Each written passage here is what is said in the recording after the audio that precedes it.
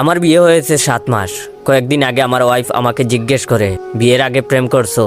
আমি না বললে ও বলে, বলো সমস্যা নাই, এক বয়সে পুলাপান প্রেম করেই, বলো সমস্যা নাই, তুমি কি কোনোদিন কারো প্রেমে পড়ো নাই?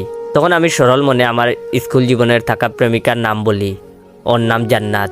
কিভাবে প্রেমে পড়েছি, কয়দিন ছিল সব বলি, এবং এসএসসি এক্সামের পর ওর বিয়ে হয়ে যায়। ওই দিন রাত থেকেই শুরু হয় আমার উপর কথা শোনানো। ও রাতে ঘুম ভেঙে দেখে আমি মুভি দেখতেছি। তারপর ও বলল, জান্নাতের সাথে কথা বলো। সকালে ঘুম থেকে উঠলাম। আইসা বলে, এত দেরিতে ঘুম থেকে উঠছো? সারা রাত জান্নাতকে স্বপ্নে দেখছো? এখন আমি যাই বলি, যাই করি, আমাকে সারাদিন জান্নাত জান্নাত করে। গতকাল আমাকে বাসায় আসার সময় চা পাতা আনতে বলেছে, আমি ভুলে গেছি।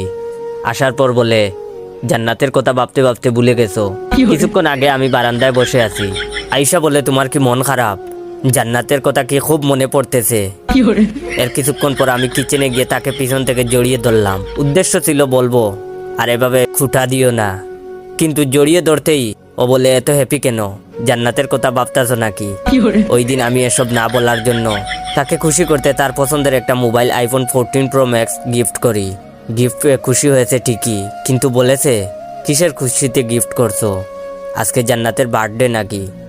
ইভেন জান্নাত নাম নিয়ে একটা গানও বানিয়ে ফেলেছে। আমি বাসায় আসলেই জুড়ে জুড়ে গান গায়, ও জান্নাত, ও জান্নাত, একটু কাছে আসো না, তোমাকে ছাড়া আমার ভালো লাগে না। এভাবে বানিয়ে বানিয়ে গান গায়। তাই বলি কি ভাই, বিয়ের পর বউরে কোনো অতীতের কথা বলবা না, নইলে আপনার অবস্থা আমার মতো হবে।